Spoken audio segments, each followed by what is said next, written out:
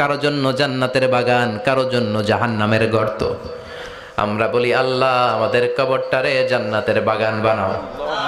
আরো জোরে পড়েন আমিন। আবার বিষ্ণু বললেন ইন্নাল কবর আউয়াল মানজিল মিন মানাজিলিল আখিরাহ, কবর হলো আখিরাতের মঞ্জিলগুলোর প্রথম মঞ্জিল। আখিরাতে একটার পরে একটা অনেকগুলো স্টেশন আপনাকে পার হতে হবে। প্রথম স্টেশনটার নাম হলো কবর।